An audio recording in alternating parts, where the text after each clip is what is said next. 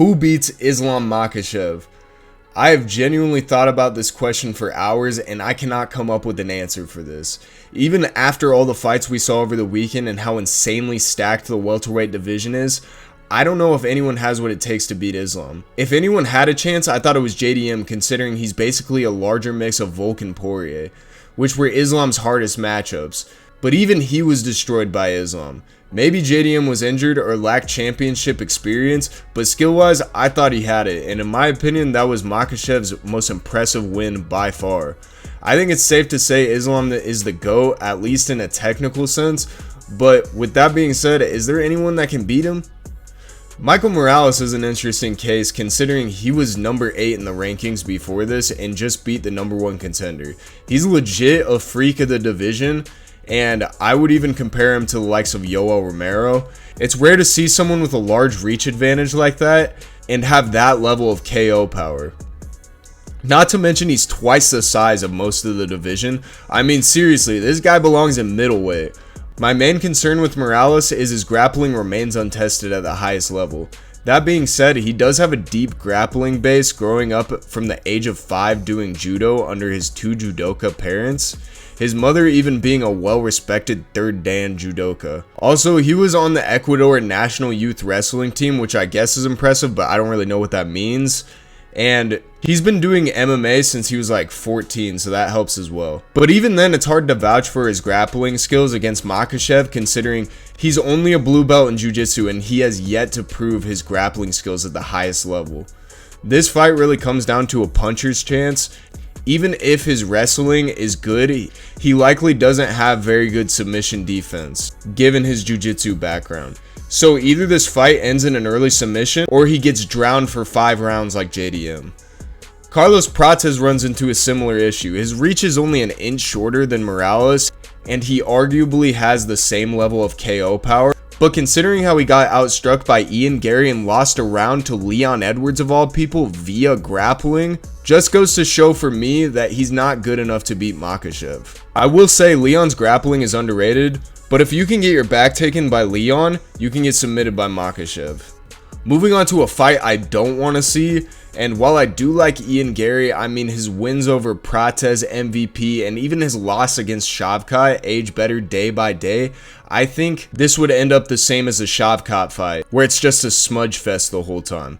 Considering JDM defended all of Islam's submissions, I think this would go to a decision, but I don't see Ian's striking being good enough to beat Makhachev, and I don't see his grappling being good enough either.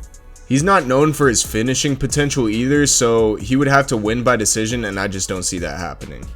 Now, the most competitive fight out of all of these in my opinion, but also the fight I want to see the least, would definitely have to be Shavkat. I mean, I know he has a 90-something% finish rate, but I also think this one would just be a smudge fest.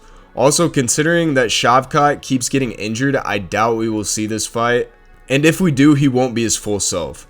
Thing Shavkat has going for him is he does have great grappling and a large frame for welterweight, but I think the fact that he almost got submitted by Ian Gary shows a lot about how this fight will actually turn out. I mean, people overrate this guy so much, but in reality, his best wins are Ian Gary, which was basically a fraud check, and a washed wonder boy. This guy only has 1 win, which was pretty shit, over a contender in the current top 10, and people act like he's some sort of boogeyman. So before we get into the last guy, I want to talk about why Volk was a problem for Makhachev and JDM wasn't. And I know the obvious answer is probably skill, but I think there's some attribute problems here that a lot of people aren't talking about, and that's weight and frame. The weight problem is something I didn't really list here, but I thought it was a valid point that Guru brought up, and basically that's when these grapplers move up, they have a harder time submitting opponents, which would explain why Islam and Khamzat both had harder time subbing JDM and DDP in their respective fights. I know Khamzat subbed Whitaker, but to be honest, he's not the size of DDP. But as far as frames go, generally, these guys are easier to take down. If you're a wrestler, especially a tall one, you know how difficult it is to shoot a traditional double and single leg against a shorter opponent. You have to duck lower, so you're slower.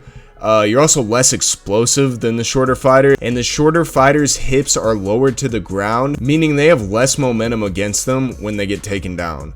Taller fighters fold in half way easier. I mean, look at the difference between these two images. Volk is basically upright on Islam, and Islam has to duck way lower. Meanwhile, JDM is folded like a pancake at every inch of his body. I know this contradicts a lot of what I said in my original prediction video for JDM versus Islam, but after now seeing the fight, it seems a lot more obvious to me that Islam will never struggle in welterweight. And this is not to take away from Islam's win. I think the JDM performance was his most impressive performance yet. The JDM that he fought that night was easily the best version of JDM, and I think Islam just had a better game plan and is all around a better fighter.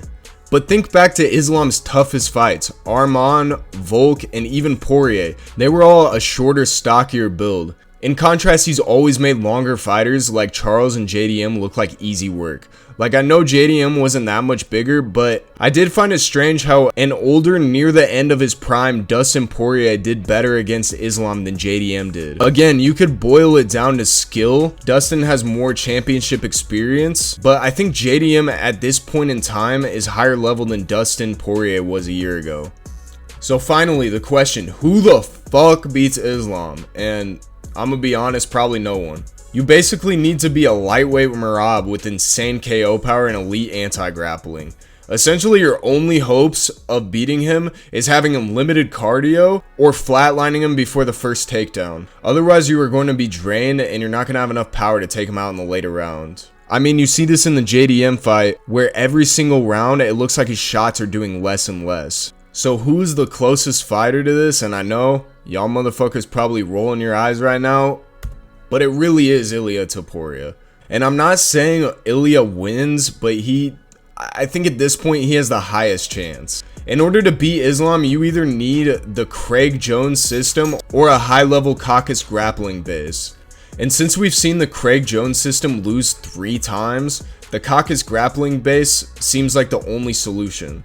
And I mean, Ilia has it. He has the Greco-Roman base, as much as I hate hearing that shit because he never uses it in MMA. And he does have a black belt in Jiu-Jitsu. But not only that, he has the KO power to take out Islam. However, this fight would probably need to be a lightweight, or I'm thinking like a catchweight at 163, because Ilia is going to need that DC diet in order to move up.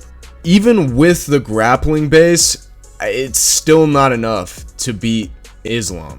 And this is why Ilia needs to fight Arman next. The Charles fight showed nothing. He had a cool reversal and a crucifix, but that was it. And that lasted like what? Like 30 seconds? He needs to fight Arman next, and he needs to grapple. He can't KO him in the first round. KOing Arman in the first round, while impressive, will do nothing to show that he's ready for Islam. Ilia needs to prove his grappling base is enough to hang with these other Caucasus fighters at the highest level.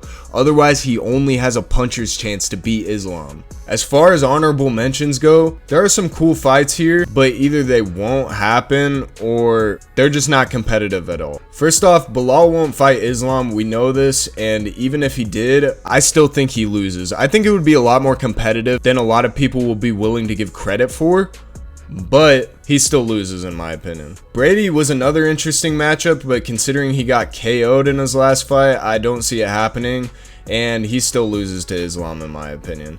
Now, Hamza, I think, is the only one in this whole video where I would actually favor him against Islam, but I don't see him moving down anytime soon, considering all of the health issues that he had when he was at welterweight.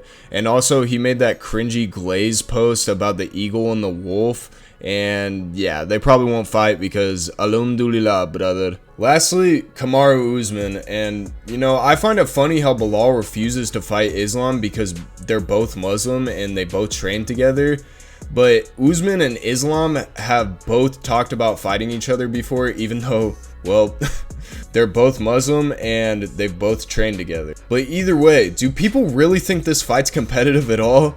I'm looking at you, Kenny Okoye. Anyways, do I think any of these guys besides Hamzat has more than a 30% chance of beating Islam at this point? No. But it really got me thinking. Was Arman our last hope? I mean, seriously, this guy had the perfect frame to fight Islam and was the only one who could keep up with him on the ground.